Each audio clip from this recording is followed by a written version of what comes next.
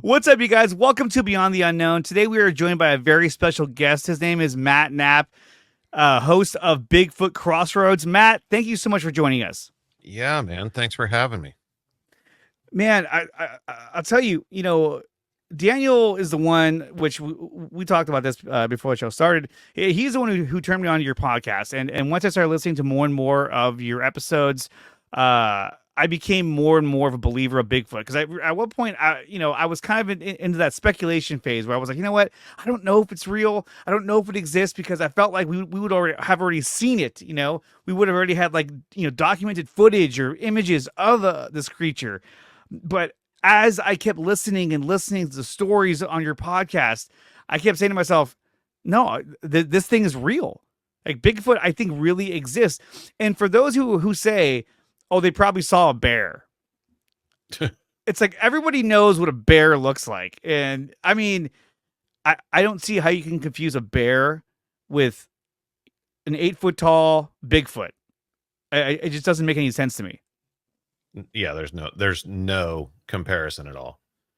Back in my research days, makes me sound old, but one of the first things I'd ask a witness is, did it have shoulders? Bears don't have shoulders. They so don't. If it had shoulders, bear is off the table, regardless of where they come from. Did it have ears sticking up on the side of its head? Did it have a muzzle? There's some pretty basic questions you can ask someone.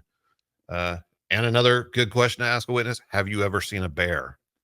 If they're familiar with what bears look like, then yeah, it's safe to say. And like you're saying, that's one of my main arguments is, dude, just everybody, I would say, has had a teddy bear at some point in their life.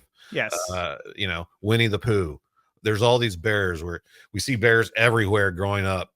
I don't think anybody would not know what a bear looks like. And it's been my experience, whenever you see things, even if it's for the first time, whenever you look at it, your brain recognizes what it is pretty instantly. You're like, oh, there's a bear. But if you see something and your brain is just like going through that Rolodex and not landing on anything, and you're starting to slide into that area of shock where you're just like, what am I looking at? There's not too many things that can be, walking upright, covered in hair, looks like a human, but not a human. I don't know what else it could be. Well, and that's the biggest tell that I would imagine too. I mean, you talked about the shoulders, the ears, but I mean, when they're talking about these, these creatures walking on two legs upright, there's not a lot of bears that can walk upright for a long period of time without it looking like they're trying to walk upright, for even a short period of time. And so, and that's the thing too, is that so many people have said how this thing stood upright. And people will say, well, bears can stand upright. But like I said, I've never seen a bear stand upright for as long as this encounter took place. And the fact is that, they seem to be very elusive. Meaning I think that there's a level of intelligence that they make sure that we don't see them, or that they stay hidden. Is there anything in your stories that you've heard that kind of alludes to that in any way? Oh yeah, 100%. There's been experiences I've had that would allude to that. One of the big things actually happened to a friend of mine. I've told this story 1,000 times, but he was completely skeptical. He was going out there with me because he thought I was hanging out with a bunch of crazy people. He was worried about his friend, and he ended up walking away, not a believer, but a knower. He had a sighting at pretty close range. And one of the things that this one did in particular, whenever he first saw it, it was laying on the ground. It wasn't standing upright. It wasn't posturing. It was laying flat on its stomach. And that's something that myself and others have kind of talked about over the years, is a lot of people, whenever they look for them specifically, like say you have a Bigfoot researcher going out and looking, they'll look where they think they're going to be at. These things will drop down flat on the ground to hide. And another thing they'll do is they'll stand perfectly still, and you'll just walk right past them and not even notice them, because you're not used to seeing something, 8 to 10 feet tall, the same color as, the tree bark and everything else around you. There's also situations, I was just talking to somebody about this recently. how it seems that they'll use triangulation, they'll use distraction. They have what appears to be, and I know this sounds crazy because we're talking about Bigfoot, right? Yeah. We can't even prove the thing exists. So to say people know this for a fact, yeah, I get it. Right. But it seems like they'll use distraction techniques. One will be making all the noise, and then you'll notice that there's one not making noise behind you that's getting closer to you. Uh, it can be kind of spooky for I would sure. say so, yeah. Yeah, I mean, the whole Bigfoot, mythology, it goes back, probably thousands of years with the Native Americans, which really, a lot of legend nowadays is coming out to be actually true. They're Yeah. they're finding out things that were legend has actually really happened. So with the Bigfoot theory, it's interesting that Native Americans talked about it. They have drawings of it. It's just part of their culture. And to think that when the settlers came over, to the West Coast, and Bigfoot sightings are all over the country. But as they started to be able to write newspapers and publish, there's articles where people are seeing this out in the woods. So it makes you really doubt that this is not a myth, but more of a reality. And what is it? What is a Sasquatch? Is it a hybrid? Is it Gigantopithecus? Is it maybe Gigantopithecus with some human DNA because it's been around humans for hundreds and thousands of years? Who knows? But what's your thoughts on Bigfoot and what kind of species it might be? I mean, that's the $1 million question, isn't it? What It's a are good they? question. Yeah. Not gonna lie, whenever I started out, I was definitely leaning towards this is an undiscovered primate. This is like a gorilla that has adapted to walk upright. There are some similarities between gorilla behavior and Bigfoot behavior on a very basic level. The more stories I heard, the more times I got out into the field, the more actual experiences I had, the more that slider started moving over towards human. These things are acting like people, especially whenever it came to intelligence and problem solving. The forward thinking, the self awareness, things like that. Then now it's entered the mix, like, okay, well, we sure do hear a lot of stories about, some paranormal aspects to these things. Something more than just a flesh and blood creature. So is there something to that? I don't know. I like to say I can change my mind at any point whenever it comes to the topic of what these things are. Right now, at this moment, I don't have any idea what they are. I know they're not an animal. I am firm in that belief at this point. I definitely think they are a type of person, more so than anything you can imagine. Definitely different than us, because I don't care how big of a human you are, you're not going to be able to twist a tree. That's not something that humans are capable of doing. You're not going to have the same physical abilities that these things have. Even just basic things like vocalizations, rule out just a basic human of any kind. So there's got to be something more to them. And I think a lot of stuff has entered the folklore of these creatures, like hybridization and things like that, mixing with humans over the years. You definitely, if you dig deep enough, you hear those stories. But I'm not sure that it's something that we're meant to know or that we'll ever know exactly what they are. Yeah.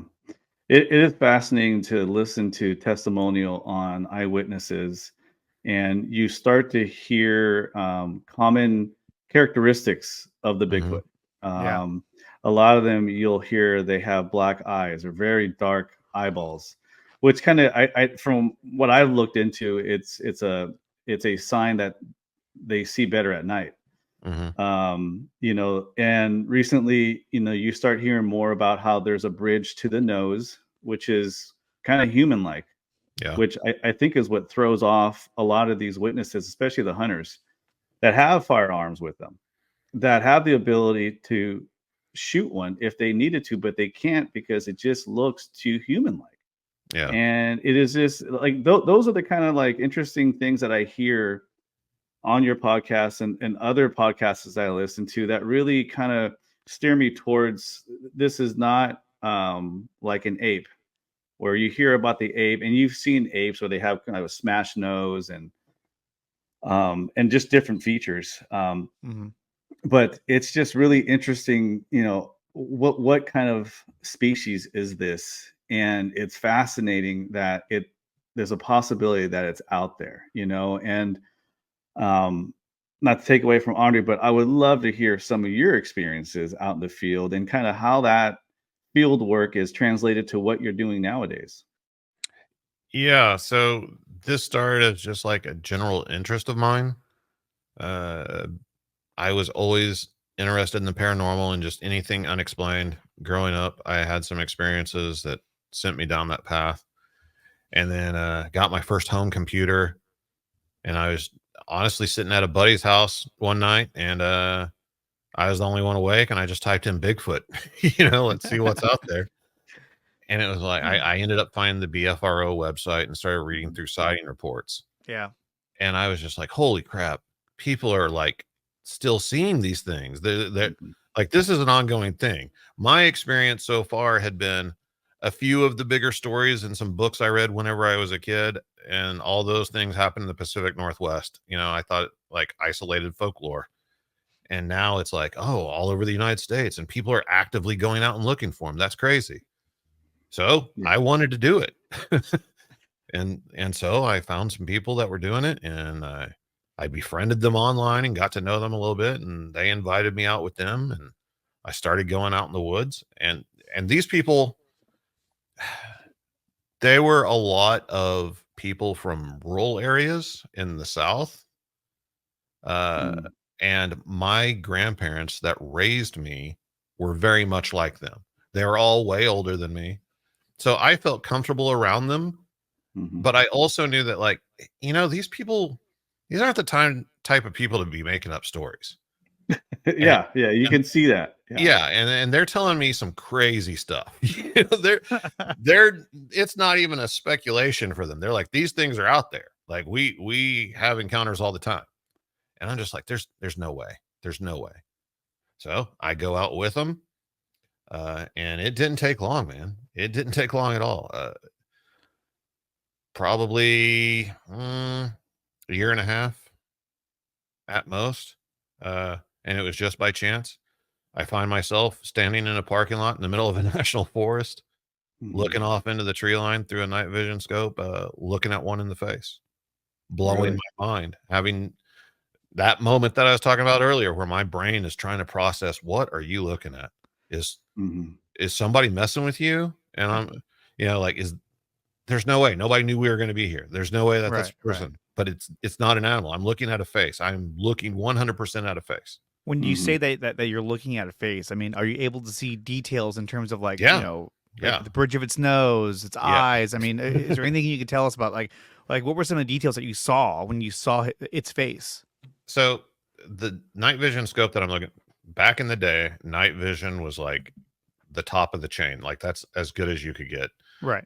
Thermal wasn't even hitting, the public market yet. And this was either a night vision second gen or third gen scope.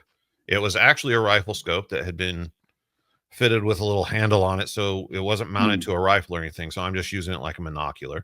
Yep. It had a little bit of magnification. It's been so long. This happened in like 2002. So I Mhm. don't really remember like how This was like much high end at magnification the time too. yeah, Yeah. yeah, yeah. I mean, it was clear. And somebody else had actually seen it. I don't know how much of a look he got at it, but he called me over as another person to confirm what he was looking at. Mhm. And so what I saw, I would guess at the farthest 30 yards away, but I'm Oh, looking that's through the close. scope that's got magnification. So I'm not even like, I'm not real sure, man. It was close. It was closer than I would have ever imagined. Mhm. The first thing that caught my attention, of course, was the eye shine. In night vision, it's Mhm. extremely bright.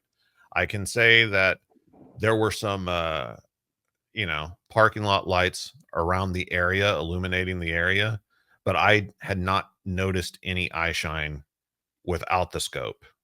So I don't know Maybe it would have been if I was really paying attention, but I didn't even know that I was going to see anything, so I wasn't looking. Through the scope, saw the eye shine instantly after I got my bearings, and he kind of guided me on where to look.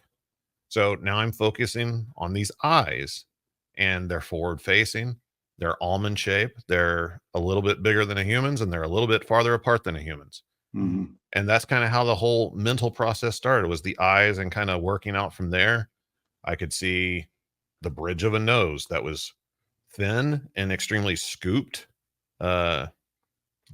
It was kind of scooped inward, and the eyes were set very deep, very, very deep. There was a brow ridge.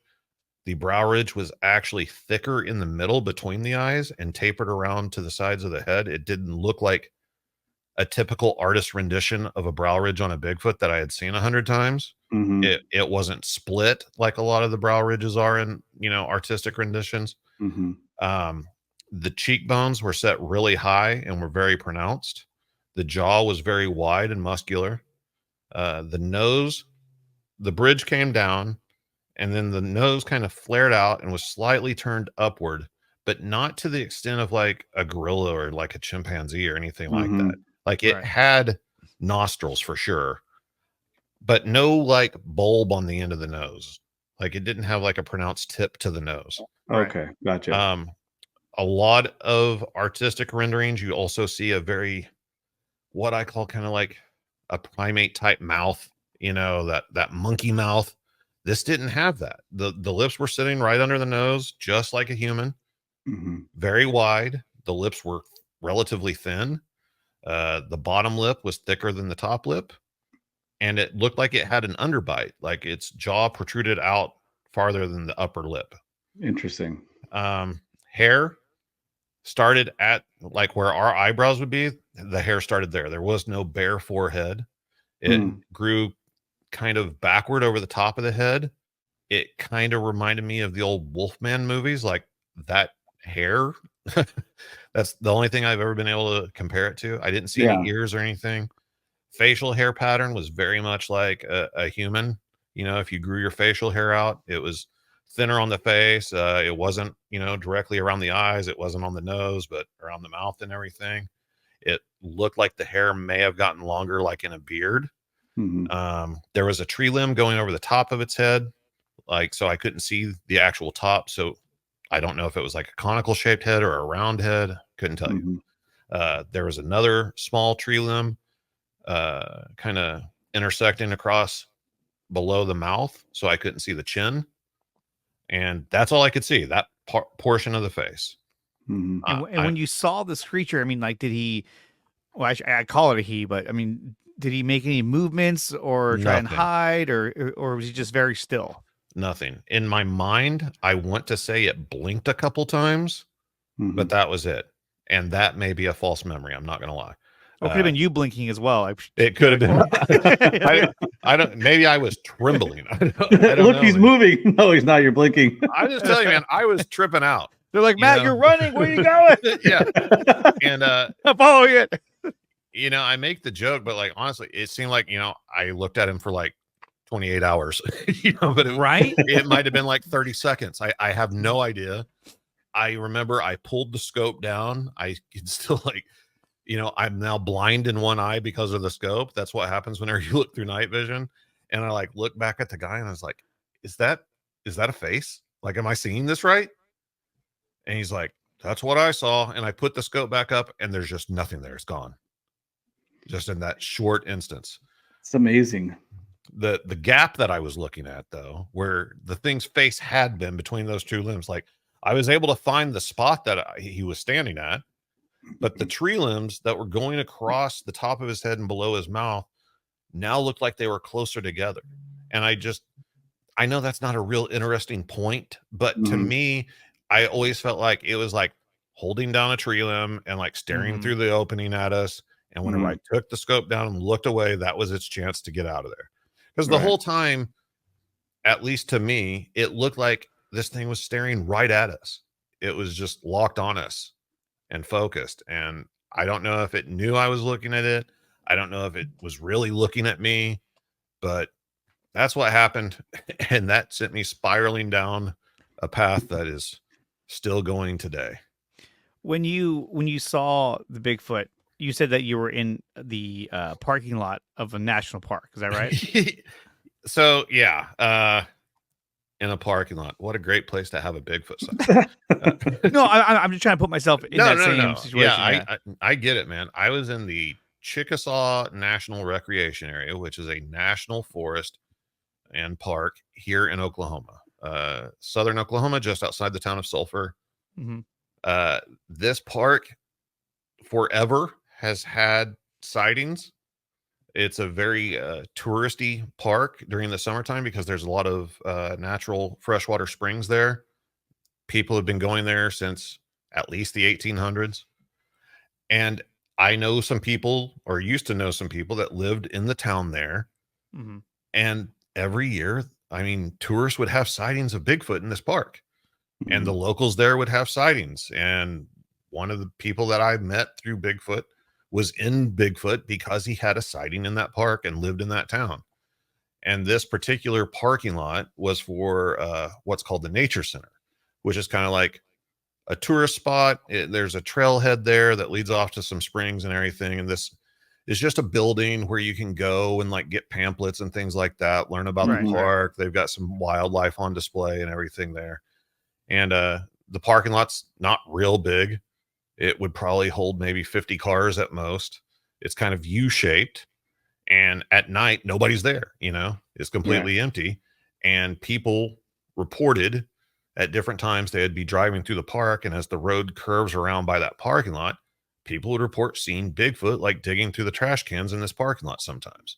And Mm. I so was gonna that's why say, we're there. Yeah. Yeah, That's like what I was it would thinking. make sense why it's there, because maybe he came down to try and get some food, and then all of a sudden you guys are there, and he's thinking, okay, what are they doing here? Why are they here?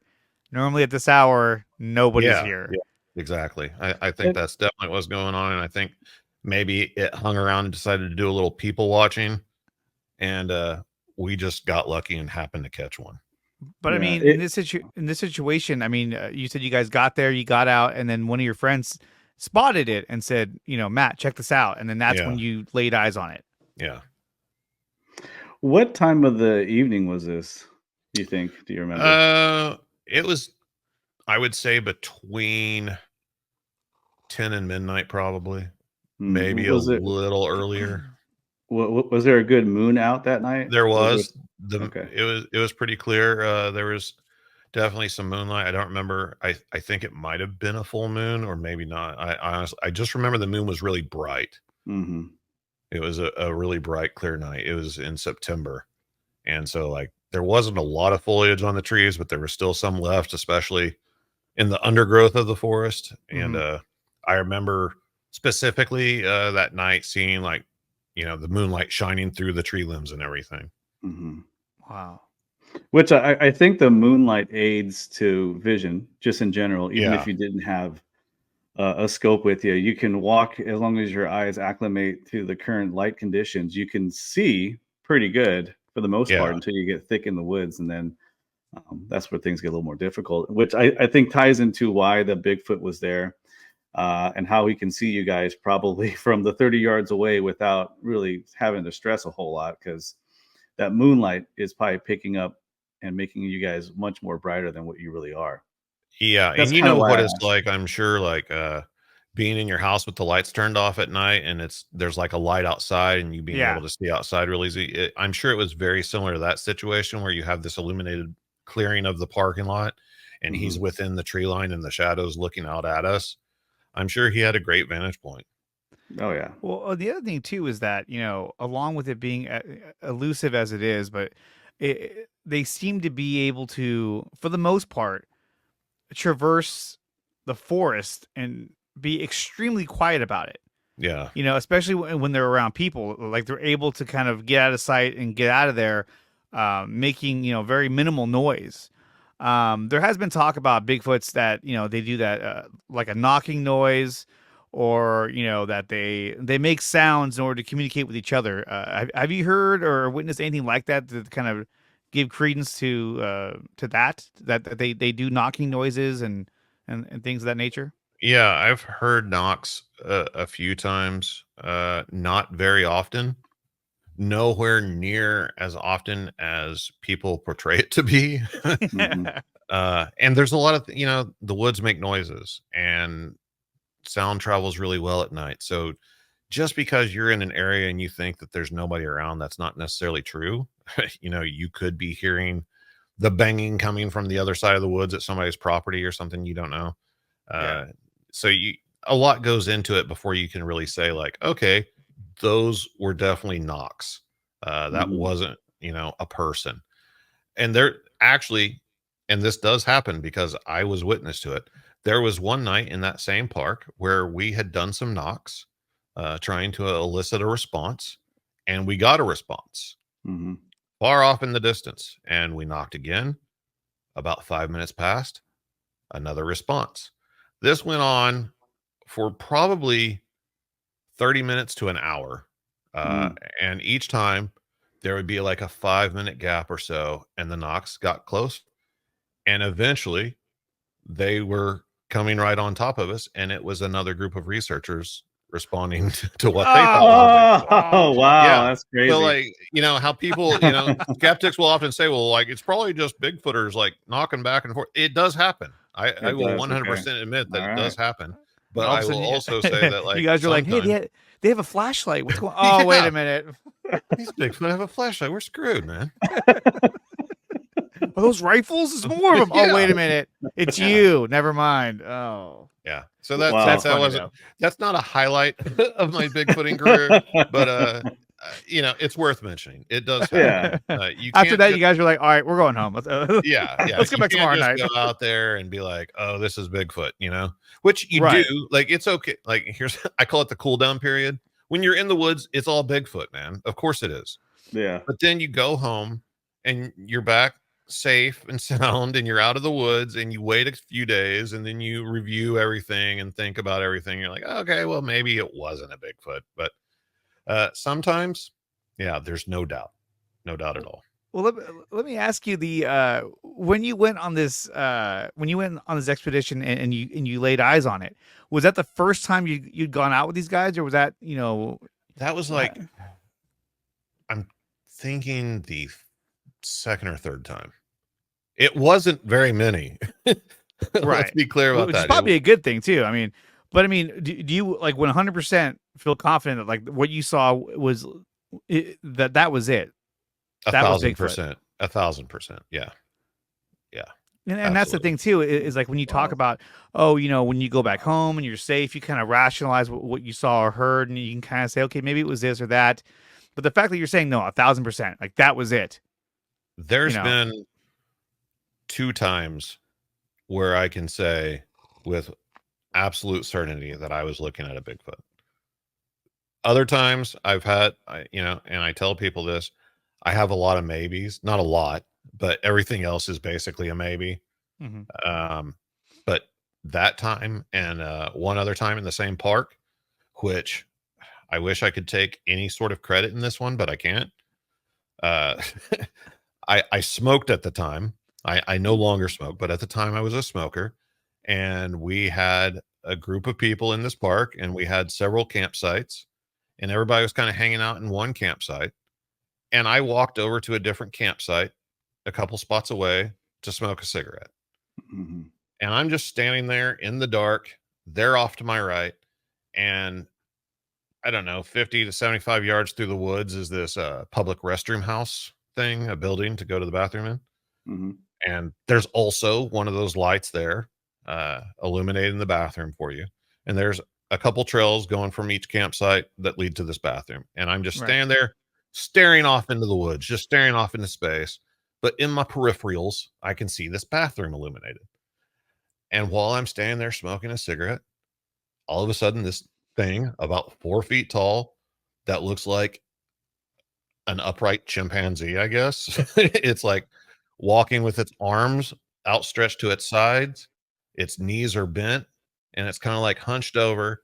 And it appears to me, this all happened very quickly. I saw it step out of the brush, and I turn and look at it, and I see it takes a couple steps, and as it's stepping, it looks like its head is kind of angled up, and it looks like it's looking at like the bugs and stuff flying around that light and like hitting the side of the building. I don't know how. I don't. It seemed to sense me or something. All of a sudden, it spun around 180 and Superman dove back into the underbrush.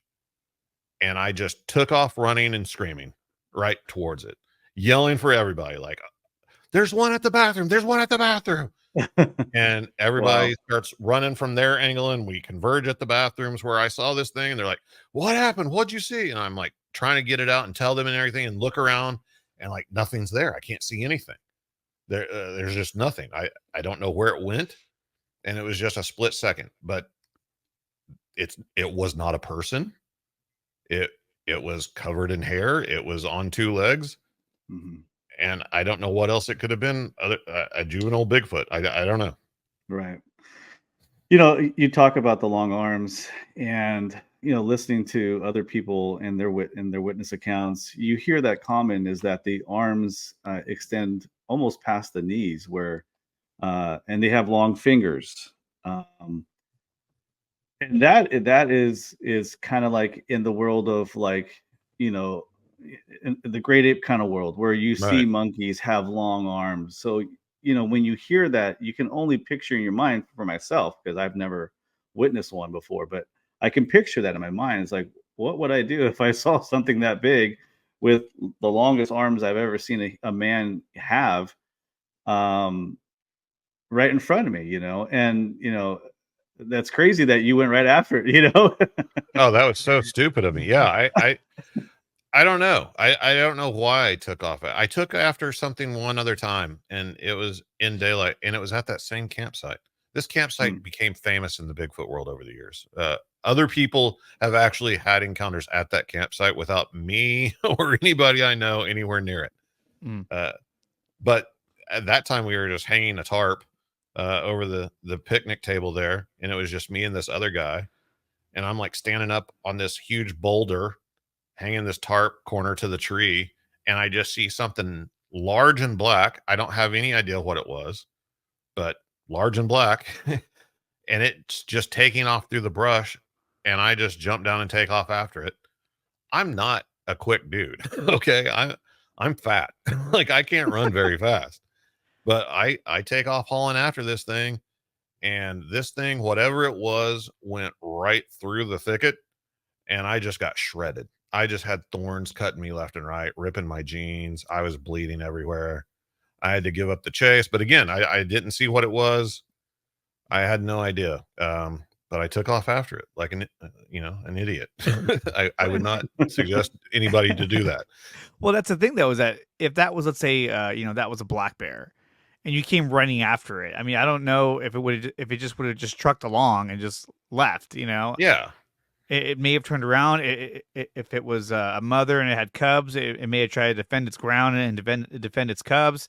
There's a lot of things that it could have done, and so and this thing decided just to keep going, and so when you think about how long Bigfoot has existed, in our world, there has to be a level of intelligence, at least with its own kind.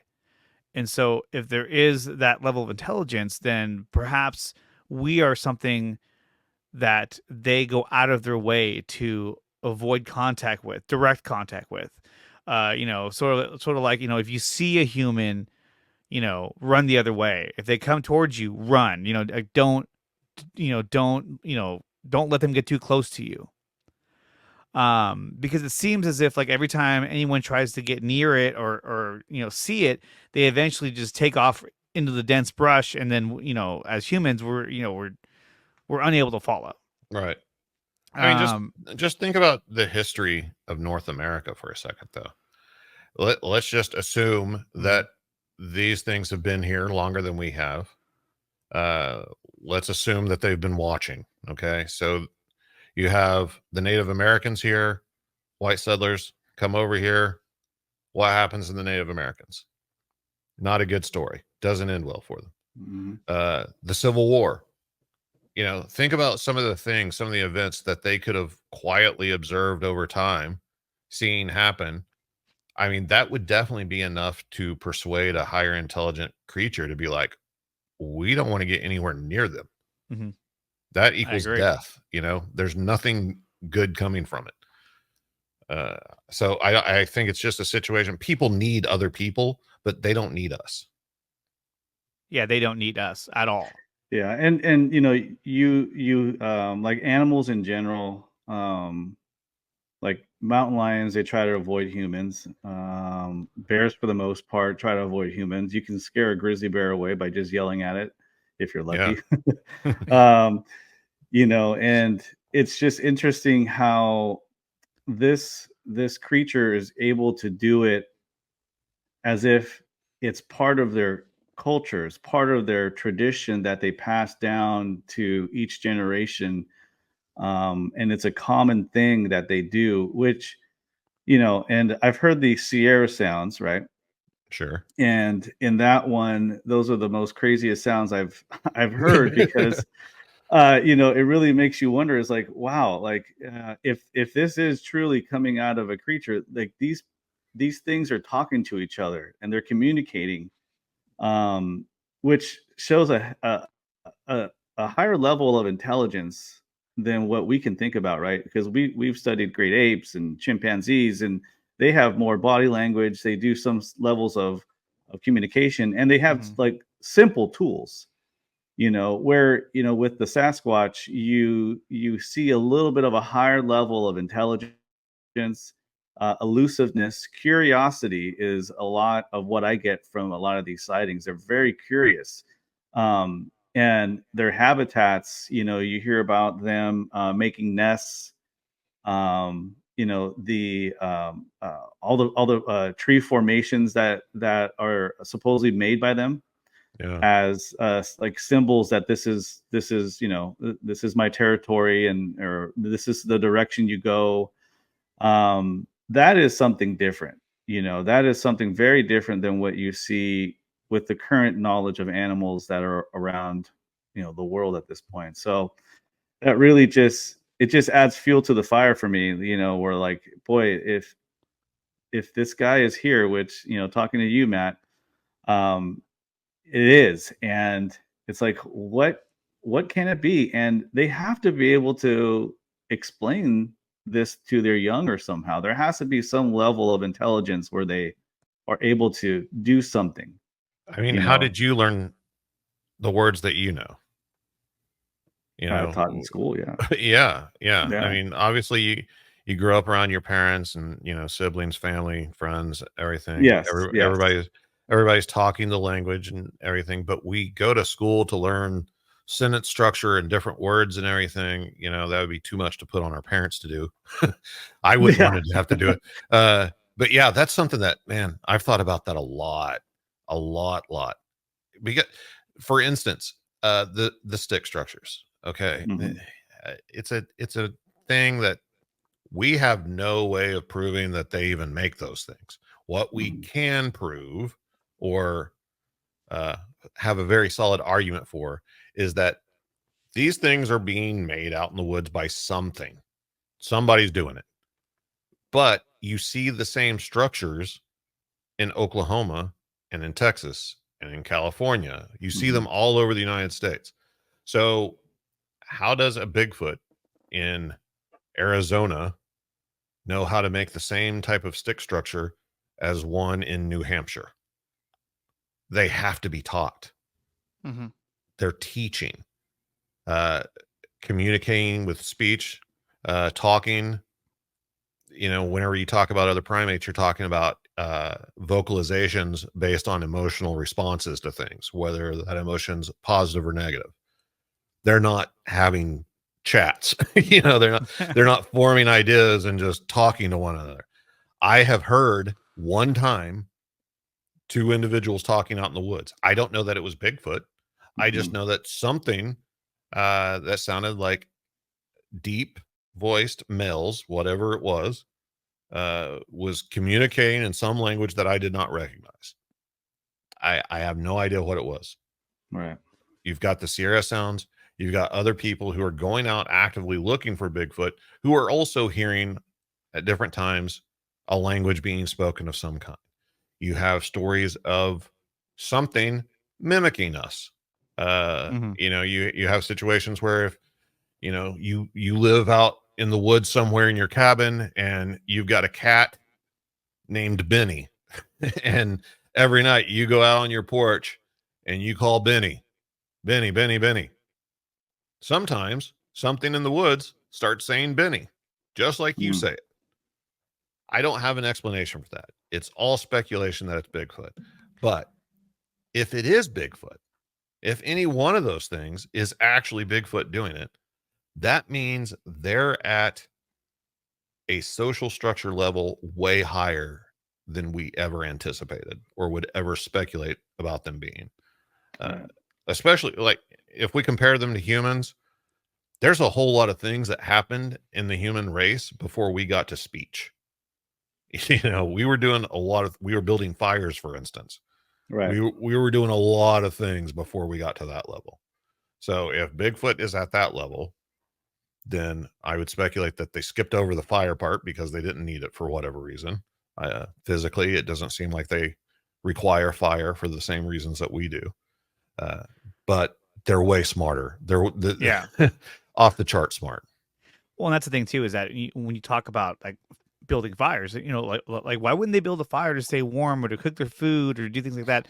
And it could also be the fact that over their existence, building a fire attracts humans. Yeah. And so it's like, hey, we don't build a fire because it just brings danger towards us. What I'm going to do real quick is I'm going to bring up the Sierra sounds and I just want to kind of play it for everyone at home to hear it, to kind of get an idea of what we're talking about here. So let me go ahead and play this, just a little bit of it. Yeah.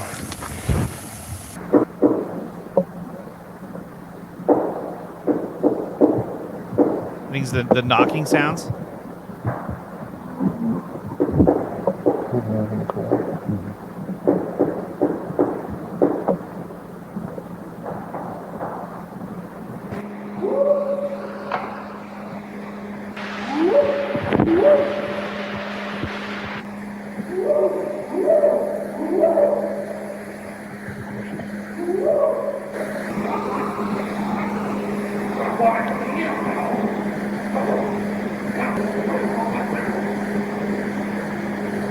Please try and talk to this.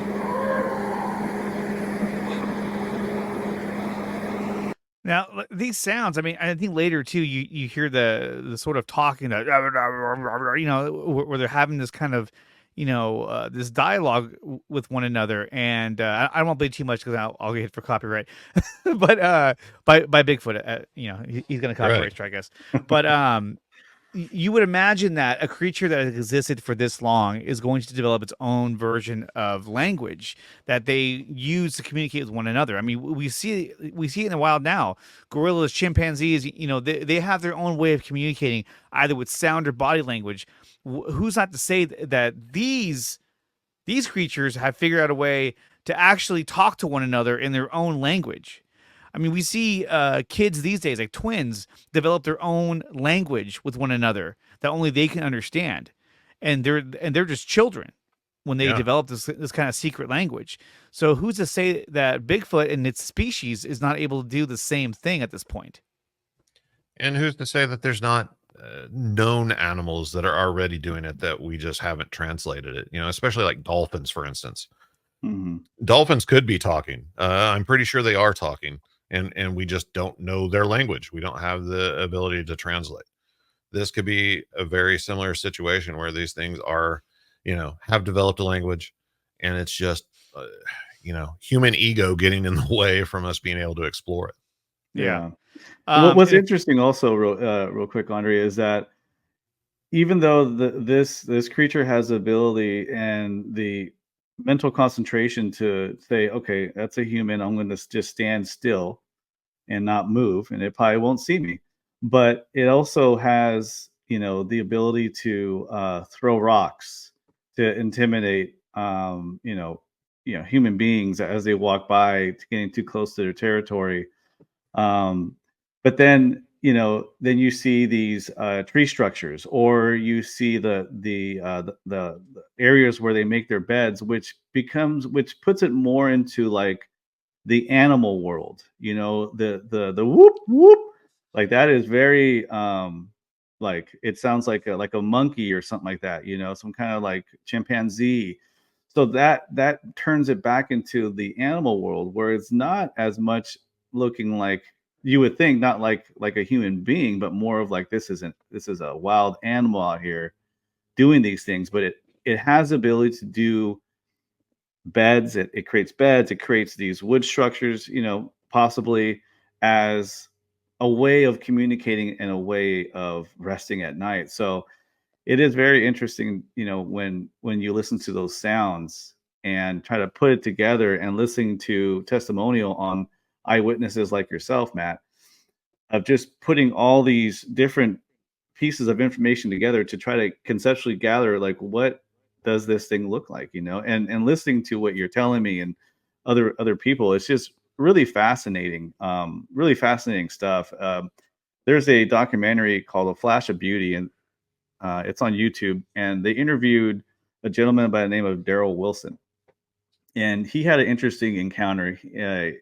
He was diagnosed with cancer, was told he only had 6 months to live, decided him and his wife were going to go see his son up in Alaska. They go out to Alaska. He has a boat. They go on the river, go for a ride, drop off the kids and the wives on shore to get lunch for the kids. And he asked his son, "Hey, let's go upriver just a little bit. I just want to see if I can catch a steelhead."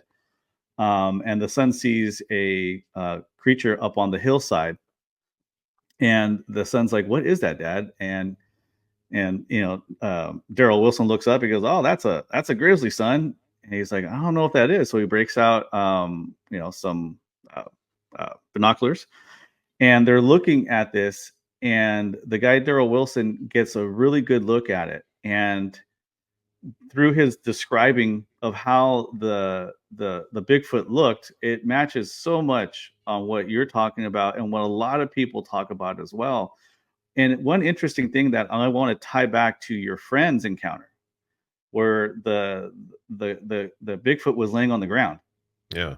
He said that when they were looking up on the hillside, that he saw the Sasquatch put his hands up, and then he laid down into the grass. And he said that once he did that, he could not see him anymore.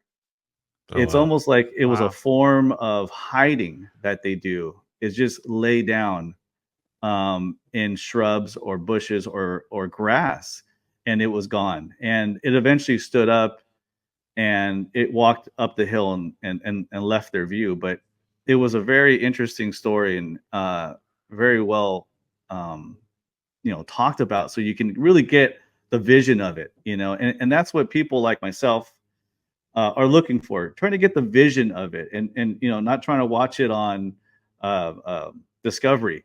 Right. I want to hear more about these kind of things from the folks on YouTube that are, or Spotify or whatever podcast you're listening to, is real testimonial from people that really don't have anything to gain. I mean, we're here talking about something that, Matt, you've seen, and it's just really fascinating how a lot of these things correlate to sightings.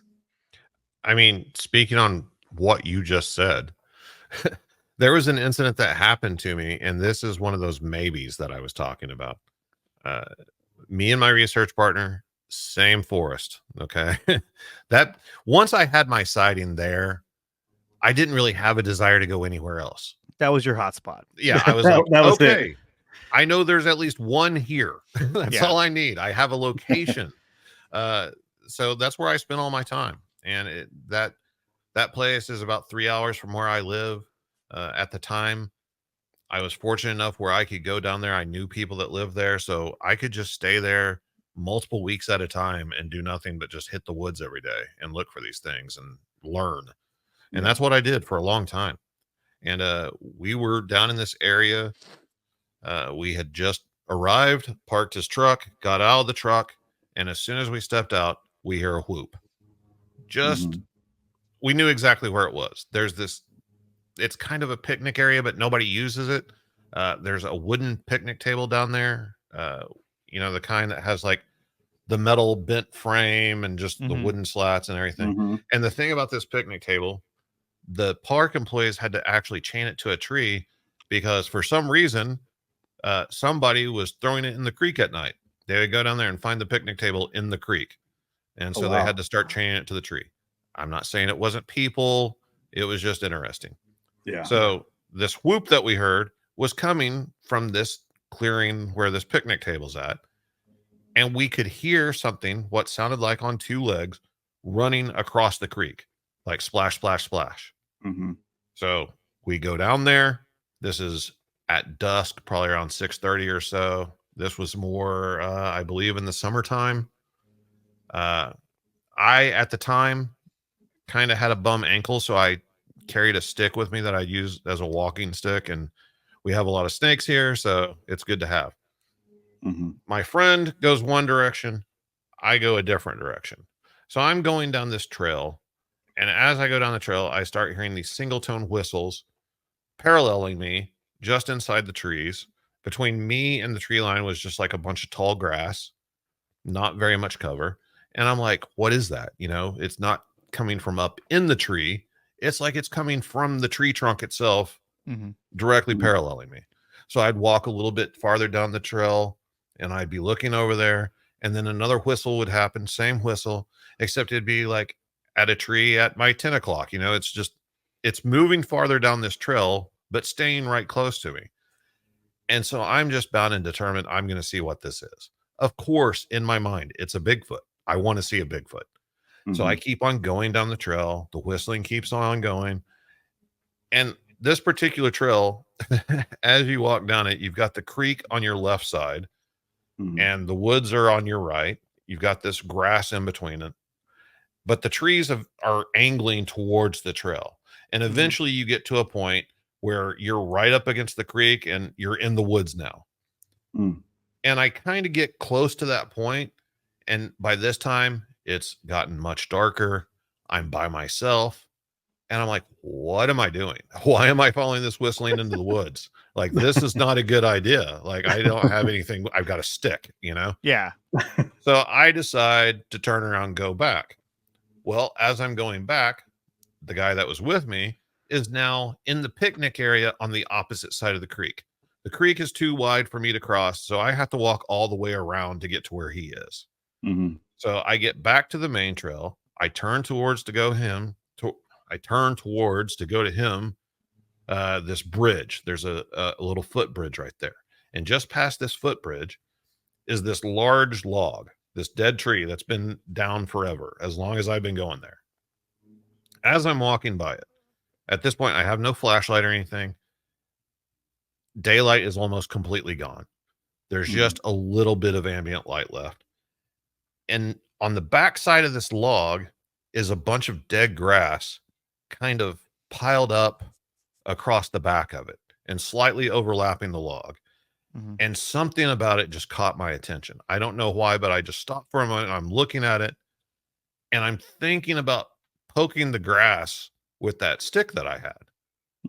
Because, like, I don't know why. I have no clue why to this day, but just something about it was a little off. And I'm like, okay, kind of got a little spooked. Let's get back over to the other guy.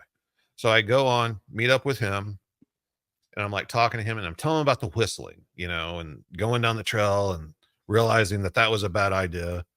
And he's like, well, let's walk down there together and see if the whistling starts again.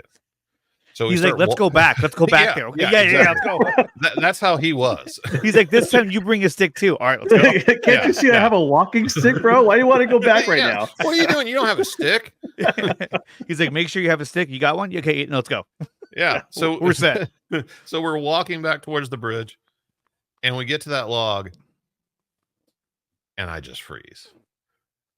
On the back side of that log is nothing. There is no dead grass.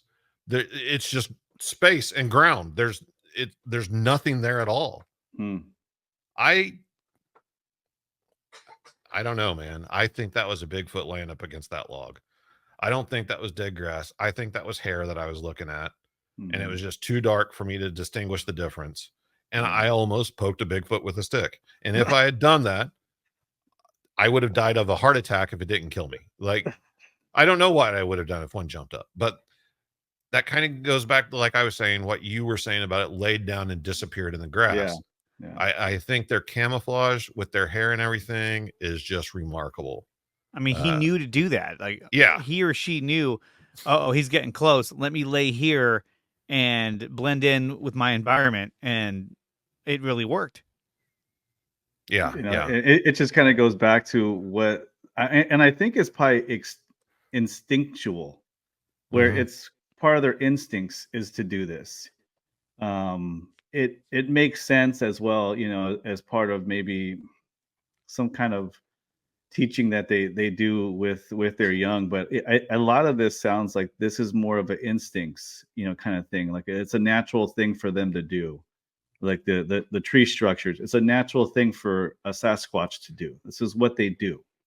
You know, Yeah. they make beds out of big leaves, and this is what they do. This is this Yeah. instinctually. This is what they do and what they see the elders do. You know, out of all the Bigfoot stories that you've heard over the years, and I'm sure it's hundreds and hundreds with your podcast and you know and people you talk to, have you ever seen any footage that stood out to you that like wow, that is a great shot of a Bigfoot, other than the one, you know, that everyone's seen, you know? Right. Yeah, you know. You know, there's a very controversial incident. Uh, there's this place in Paris, Texas, Mhm. and there was an ongoing investigation there. The property owners believe that they had Bigfoot uh, on their property. Mm-hmm. I knew the guys researching the property. I knew the property owners. I went down there and stayed on 2 separate occasions on the property in, you know, the owner's home. They welcomed me into their home. There was some stuff going on there that was definitely a little tomfoolery. There were some other Mhm. individuals involved that kind of had ulterior motives and were in it for the wrong reasons. And I 100% believe did manufacture a few things, which tarnished everything from a researcher standpoint, you Yeah, know? because why would you want to do that? Like, why would Yeah. you want to, you know, I what mean, do you just, stand to gain from that? I mean, speaking frankly, there was the owners of the property, and then there was this guy that lived down the road from them, and he was just a complete jackass. And Mm. in the beginning, he was allowed access to the property. He was allowed to set up his own cameras on the property. And I like I said, I believe some things were manufactured. However, there were some videos. Basically, what they were doing, they had game cameras and stuff, but on this particular property, they set up security cameras connected to a VCR, and they were just recording all the time. And they would have, you know, these these tapes that they'd have to review, you know, like 18 hours of footage to review. It was crazy, but there were a few things caught on video there that after investigating the property and getting to know the owners and everything, I cannot say were hoaxed. Mhm. Uh, And which are those videos on YouTube or they are available? actually. That's where some more controversy ensues. Mm-hmm. Uh, they're actually, a lot of them are viewable, I believe, on the YouTube channel of a gentleman named MK Davis. They do not belong to him. Mm. He was the owner of the property passed away, and his wife at the time asked MK Davis to review some of the tapes and see if he could find any more, you know, clips or whatever. And so he found himself in possession of the tapes, and he started posting some of the stuff on his YouTube channel. Hmm. I won't get into, you know, the details of that, but I'm just saying those are the same pieces of footage that I was privy to. A lot of other people were as well. That I watched in the the property owner's home, you know, in his living room. And like I said, I knew the people involved in the investigation process, and I know those guys were all on the up and up. One of them is one of my best friends. still to this day. And yeah, one in particular is called the fence climber video. You can just go on YouTube and you can look up fence climber video and you can see this video. And to a person just looking at the footage blindly, it looks like a guy stepping over a fence. I've stood next to that barbed wire fence. I'm 6'1", and the top strand comes up to the top of my hip. The individual in the video that steps over it, I would guesstimate at around 7 feet tall, and just steps over a 5-strand barbed wire fence. Whenever I was standing at the fence, I pressed down on it with all my weight on the top strand, and I couldn't get it to bend down at all. So there's also a building in the background that you can see. It's like a tool shed, and it walks by that. I know how tall that building is, and this thing's head came up to basically the eave of the roof. So after visiting the property and seeing things in person, that piece of footage really stands out to me because, I mean, I investigated the property. Right. I have no explanation for it. That's crazy. I just pulled it up too. I'm looking at it right here, and it is pretty crazy looking. What it looked like, it was pretty darn tall, long legs, and literally just one leg over the fence, and they're gone. Yeah, I mean, I've gone through a few barbed wire fences in my time, and I promise you, I do not look nearly as graceful as that individual does crossing a barbed wire fence. Way too easy. Way too easy. Yeah, I'm watching it right now, and I haven't gotten to the point where he comes out. Oh, hold on. I was on pause. Well, that'll probably help hit play. Yeah, I mean, it helps if you press the play button. Yeah, I mean, that looked very human the way it hopped over that fence. However, the height of that fence, would be something that, what you're gonna go find somebody who's that tall who can just do that quickly. I don't know. I mean, that looked pretty realistic to me. Matt, let me ask you. You've done this for quite some time now. Out of all of the stories you've heard, there has to be a handful of stories that you've heard that you just completely blew your mind. Is there one or a few that stand out in particular that have you saying like, yeah, like this was one of the most incredible stories I've ever heard in terms of like a Bigfoot encounter?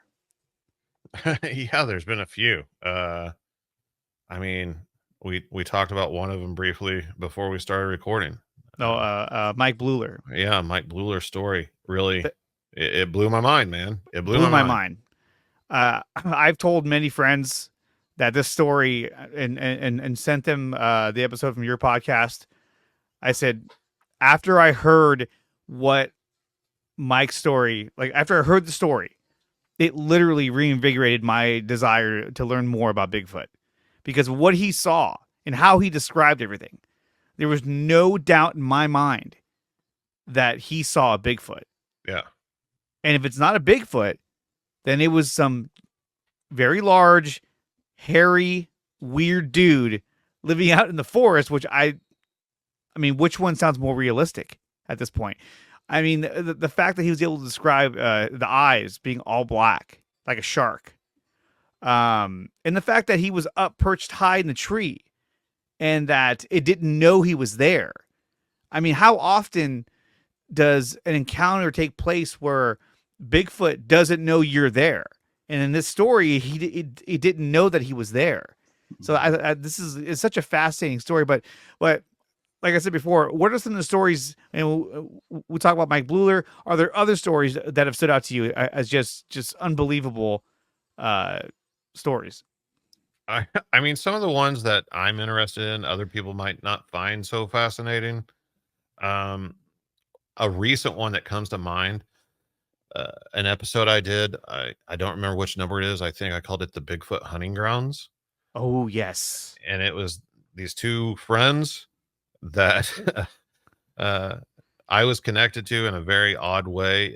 A listener of the show happens to be friends with one of them, and basically talk to them and convince them to come on my show and share their story. They are not Bigfooters. I believe one of them now is starting to dip their toes into the Bigfoot waters and try to learn more. But whenever their encounters happen, they were not Bigfooters. Uh, they, I mean, the Bigfoot was the farthest thing from their mind. They're out there. They're actually practicing bushcraft at the time. I think they were hunting rabbits with like sticks and rocks, crazy stuff. And both of them had experiences at the same time without knowing the other one was having one. And one of the individuals saw 2 Bigfoot and experienced and witnessed some absolutely insane things. Said these things just kind of vaporized into the shadows, just disappeared right in front of them. So with that story in particular, because I heard that episode myself, and you know, there is talk about, you know, are these sort of like interdimensional beings, right? And then of course when you go into that realm, everyone starts to say, okay, you know, now it's getting kind of weird. But when you talk about that, I mean, perhaps they are a species of beings that, you know, during certain times, certain settings, certain, you know, environmental settings, that they're able to kind of move through different dimensional planes, and that's why they're able to disappear so quickly, because they can go back to where they came from without being seen, without being caught. And I've heard this brought up a few times, and I think it's really fascinating. Obviously, look, that's another you could argue a far-fetched description of how they exist, but still, I think it's really interesting to kind of think about that aspect of it. Yeah, that's the thing. There's so many layers to this. And maybe it's just a situation where I've been involved in this for so long and haven't gotten any closer to the answers than when I started, other than my experiences that allowed me to find out, okay, these things are out there. That just made things more difficult for me, though, because then I have all the questions like, okay, well, what do you mean they're out there? What do you mean they're real? Why don't we have them on video? Why aren't they recognized? How do they stay hidden? How do they do the things that they do? I've never gotten any of those answers. Paranormal stuff, I'm telling you, man, what I saw looked like a cross between an animal and a human. But that's not paranormal. No. Having 2 arms and 2 legs and 5 fingers and 5 toes and fingernails and teeth and a nose and 2 eyes, that's all normal biological stuff, just like everything else on this planet that breathes air, you know? So how can that possibly shapeshift into a tree stump, or, you know, step through a portal, or turn itself invisible, or mind speak, or any of the things, you know, all the paranormal stories you hear. And I was solidly flesh and blood for a long time. But then it was, as ridiculous as it sounds, like I told you in the beginning, I grew up experiencing paranormal events in my own home. I experienced things whenever I was young. I experienced things all my life that I have no explanation for, that scientifically have no explanation. And anybody with a logic and scientific based train of thought would be like, that's impossible. That couldn't happen. Yet I knew it happened. I know what I observed. I also know that I can't prove it to anybody. All I can do is share my experience. So why am I shutting the door on people telling these stories and these experiences where they're experiencing something with Bigfoot that I didn't experience? I wasn't there. And they're telling me something that, like, to me, doesn't make any sense. That doesn't mean it's not true. I wasn't there. I don't know. And I believe that those people have a voice. And like the Bigfoot hunting grounds episode, I talked extensively to those people off air. They're not lying. There's no way. You cannot convince me that either one of them manufactured that story. That guy is telling the truth. She didn't really see anything. They stayed kind of in the cover of the brush and everything with her. And he was at a different vantage point, observing them, observing her when he had his sighting. He also possibly had another sighting that day of another one, possibly laying on its stomach. He just saw a head underneath a structure, a limb structure that he was still uncertain about. But he was, I mean, I never received them. I actually had somebody reach out to me requesting them, but like he drew pictures and everything. They've mapped the area. Like these people are, psychologically still processing what they experienced. Yeah. That's not a lie, Yeah. This guy doesn't want his name known. Like, they use false names and everything. Mhm. He's not interested in any attention. They don't go around telling the story. Why would he make it up just to come on the air with me? It doesn't really make a lot of sense. Right. Yeah. And that's what kind of, puts a lot of credence into what, we hear and what, I listen to on your podcast is these average people, Yeah. that are just out there living their life and coming across something that they didn't think existed. And it's a shock factor that really affects their ability to make a decision. Do I break out my phone potentially and try to film this right now? Do I run and hide? Do I just get the hell out of here? Seeing one of these must be pretty mind blowing. And, even listening to what you're telling us, trying to picture myself in that same situation, you had two different reactions to your sighting. Your first one, you stood and watched. And the second one, or the one by the bathroom, you decided, hey, I'm just going to chase this sucker down. Yeah. It's just two different reactions. It's unpredictable, right? You don't know what you're going to do. And I think that really is a lot of what you hear about and end up not seeing is because people make a decision at that time. Some of them are lucky enough to have a camera device on them where they're actually able to capture it on film. And they say, oh, they're always grainy. Yep. We know that. Yeah. But it's more of like, it's a rushed situation. Yeah. I mean, go outside and wait for a bird to fly by and try to take a picture of it. Yeah. Yeah. At night. Yeah. At night. Yeah. At night while you're in the forest. I mean, another thing to keep in mind is I was actively out there looking for them. Mm-hmm. I was trying to see one. That was my goal. And even, especially that first time, man, I just stood there in disbelief trying to figure out what I was looking at.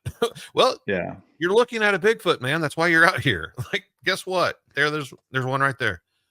There was no like somebody grab a camera or hit it with the spot. There's none of that, man. There was none of that at all. So whenever it's a person that wasn't thinking about Bigfoot, didn't ever think they were real, might have seen Harry and the Hendersons or something, and found themselves in a situation where they're staring at one, I never even bother asking them, did you take a picture? Did you get it? I know the answer. Of course not. Why would you even think about that at the time? Right. Your mind is, being blown. Your whole reality is being shaken. Everything. Monsters are real. Yeah. Well, and that's the whole thing with Mike Bluler. As a listener, you can say, well, why didn't you just take your phone out? Or why didn't you just shoot at it? Or why didn't you do this or that or this or that? But when you're living the experience, you're living in the moment. And on top of that, you're making sure that you're in a position to where if something goes south, you can either run or defend yourself. I don't think you're thinking about, oh, let me get my camera or let me get the spotlight and get all this. No, you're in awe of what you're looking at. Yeah, especially if you're not expecting to see anything. If you're not out there looking for it, right? If you're out there looking for it, maybe you'll be more prepared. But guys like Bluler and other people I've heard, it's just a random thing that happened, which is pretty fascinating. It intrigues me a lot. Well, whenever we're discussing Mike Bluler and the Mike Bluler episode, Mike, you owe us some money for saying your name this much. I know, right? Oh, but I'm saying whenever we talk about that episode, and like you guys definitely aren't the first ones to like ask me about Mike Bluler. Nobody ever mentions the second episode I did with him. I don't think I heard the second one. Yeah, there was a second one. There was a second Mike Bluler episode, and this is why. I feel like I'm not a good fan. No, this is kind of the whole thing about the Mike Bluler story. There's a whole story after the episode where Mike is talking to me on a regular basis, and he's still coping with this incident. Still to this day, he's dealing with it. Mike is like going out and setting up trail cameras in the woods. He's getting ready to go hunt or anything. And he's like sending me messages about, I've got something on my camera. I want you to take a look at it. I've showed it to other people. They think I'm crazy. He's under duress. And he sends me a photo that he believes was like the shoulder of a juvenile behind a tree. I think it was a squirrel out of, and you're just seeing part of the squirrel's body. But the point is, regardless, in his mind, it's still jacking with him. It's still scaring him. He's still having that psychological effect. The second time I interviewed him was because he came home and said, I heard something out in the woods. I heard some grunts and I started shooting. And I said, Mike, you can't just shoot at noises out in the woods. Like you didn't see what it was. No, I wasn't going to wait around and find out. I didn't want to see one again. I don't want to see one again. So I had him on again to talk about his experience the second time and point out like, hey man, you can't be shooting at noises. You got to get a hold of this, man. And now I think he's doing his own podcast, and I hope that process is helping him. I really do. Yeah. But that's great. if he, it just shows you that how psychologically it affected him and how it's still an ongoing process. And it's not just a single story. It's a person's life that you're talking about. It's them sharing this with their friends and family and getting laughed at, or, eyes being rolled at them and, you're crazy or whatever. There's a lot of layers to these things. So whenever somebody's brave enough to put their neck out there and come on a show and talk about it, that says a lot to me, man. And that's why I provide a platform for anybody willing to share their story, regardless of whether I believe them or not. It's not important. No, that's great. It's interesting too, because, we were trying really hard, and we actually, I was able to make contact with Mike, and we're going to work out a time for him to come on the show. But yeah, he did, express to me that it has caused him a lot of PTSD, and it helps to talk about it. And that's what he said, when I get to tell my story, it's very therapeutic, but it did have a lasting effect, on him. Because, think about it. You're in a situation where you're up in a tree and it's staring at you. And so now you're in a position of, do I defend myself? Do I hope it goes away? The amount of fear that you're having to deal with is astronomical. Imagine being up in a tree. You're like, what do I do? It's going to get dark soon. I think it's fear and just disbelief, and that's what you hear from a lot of people with the encounters. They just couldn't believe what they're seeing. Kind of getting back to the vocals, a couple stories I've seen throughout my travels of the internet, you hear that Bigfoots react a little bit differently when they know that there's women around, and they make a sound that sounds like a crying baby. And in the Sierra vocals on that clip that Andre was playing, if you listen to the whole thing, I believe it's just over 4 minutes, there is a part of that you can kind of hear, almost sounds like a crying sound.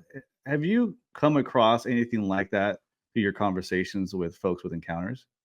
Yeah, I talked to a guy down in Texas that was on a Bigfoot expedition where the story that he told me was they heard the sound of a baby crying and they went towards it. This is a group of armed men out in the woods looking exclusively for Bigfoot, and that the sound led them to kind of a clearing area that had some brush in the middle, maybe a tree or something, and that there was a Bigfoot there making the sound. And he 100% believes that it was luring them or trying to lure someone to it using that vocalization. I know that, primates in general, whether they're human or non-human primates, react to the sound of a baby crying, especially females. I know that baboons will steal human infants out of a house if their infant has died or they hear the baby crying. It's a documented thing that's happened. So that aspect of it, I'm very thankful that I've never witnessed it, but it really creeps me out. That would be creepy. It's super creepy. The idea. Now, there were times where we actually talked about years ago, using the sound of a baby crying to try and elicit a Bigfoot sighting. Mhm. But I just always thought that, man, the sound of a baby crying just alone in the dark out in the woods at night would be terrifying. Terrifying. I'd run Well, the other way. Yeah. It's a common practice though to use vocalizations to attract animals, Sure. right? If if you have you can attract coyotes in with certain sounds. You can attract different types of big cats in, with these kind of sounds. So it's a commonly used practice to attract something that you're looking for Mhm. with a specific sound that is repeatable. There are sounds that you can put on top of your buildings to scare birds from laying nests all over your buildings by repeating a hawk sound. So there's the vocalization thing is a real thing from what I've seen, and it's just interesting how Sasquatches can potentially be using this as a way to lure people away from an area, like come on out here and then just get out or something. It's just really interesting how how it is to interpret what people are saying. And a lot of kudos to you, Matt, for sitting through a lot of conversations and digesting it and giving these people a platform to kind of speak their mind on their experiences. That shows a lot of passion for what you're doing. So it's really cool to be able to talk to someone that has that level of passion. I've been looking forward to this conversation for quite a while, so that's awesome, Yeah, man. I appreciate it, man. Absolutely. Yeah. And So- just a little side note, if Yeah. anybody ever wants to prevent me from nesting on top of their building, just call blast a baby crying, and it's guaranteed I will not go up Boom. there. Yeah, He's out. that'll do He's it. out. The other thing I want to ask you too is that the amount of submissions you get. I mean, how do you vet through some of these stories, or do you just or anyone who sends you a story, do you just say, "Hey, let's go for it," or do you actually like have to hear some of the story in order for you to have them on the podcast? I tend not to listen to the story. I just want to give my true and honest reaction to the story. I like to hear the story for the first time while we're recording. I know some people are going to kind of frown upon that, because you want the stories to be vetted. I can't speak for other podcasters, but I'd find it very unlikely that anybody is truly vetting every guest that they have on. Yeah. I think that would be extremely difficult, and I don't think there's a large enough knowledge base to really do that. There are definitely some guests that I've had on that I personally do not believe they were telling the truth Mhm. after the fact. I still put their show on the air. Mhm. Other podcasters won't do that. And I'm not saying they're, off base for not doing it. That's their thing. I prefer just to let the audience decide for themselves. Because like I said, I wasn't there. I don't know. Maybe they are telling the truth, even though it sounds absolutely ridiculous to me. I don't know. I think that's kind of how we're going to be able to start putting some of these puzzle pieces together, is by letting people come on and share their experiences, regardless of if it lines up with our own opinions or not. So that's Right. kind of what I've tried to do. And I kind of come from this train of thought that you don't have to accept everything. Maybe there's just one little part that helps somebody out, or help someone understand maybe something they experienced, or they hear someone come on the air and say something crazy. So they're like, hey, my story doesn't sound so crazy. Maybe I'm going to reach out and share my experience, because Right. that's really what it's about, is Yeah. helping people through their experiences. Yeah, and I think that having that place where individuals feel safe to tell their stories, I think is so important. Not only for individuals' mental health, but as a society, human beings are ones are bred on telling stories, and I think that giving people a platform to tell stories and their experiences is so important. And really, it's really inspired me and my brother Daniel, to really relaunch this podcast, to give that platform to individuals who want to share their stories. And I was going to say, if anyone who's listening to this wants to share their story with us, you can always email me at beyondxunknown@gmail.com. And I would love to have any of you guys come on here and tell your story, tell your experience, and just let the world know, what you experienced. But Matt, I want to thank you so much for coming on here, man. I really appreciate it. A big fan of your podcast, and this was just a whole lot of fun talking to you. Yeah, man. Awesome. Thank you so much. You guys are awesome. Absolutely awesome. I've really enjoyed it. Thanks so much for letting me come on and ramble my opinions off. I don't get to do that very much on my show, so I really do appreciate it, man. Awesome. So, thank you, Matt. In ending this, if you go back out and you actually encounter Bigfoot face to face, let's say he's like 15 feet away, what is your first reaction you think would be? Pulling my phone out and hitting record. Get the phone. Get the phone. I mean, at this point, I would imagine you've told yourself, like, if I see it again, I gotta get the video of this creature. But it's funny because I have a friend of mine whose dad is a retired game warden out in Mendocino County. And he even said, too, he was like, you know what? He goes, people need to understand that it's not very hard to stay hidden in the wilderness, especially if it's a creature that knows how to do it and knows how to live in the forest and can, forage its own food and do all that. Like, if you go deep enough, no one's ever going to find you. Yeah. And, if they're moving around primarily at night, or they do have superior night vision to a person, I mean, are there a lot of people running around in the woods at night? No. I hope not. Maybe Bigfoot researchers when you guys find each other. Yeah. That's about it. That's about it. That's about it. But Matt, thank you so much. Thank you so much for coming on. This was a lot of fun, and we'll have to do it again sometime. Oh, absolutely. Anytime. Awesome. All right. Thanks, Matt.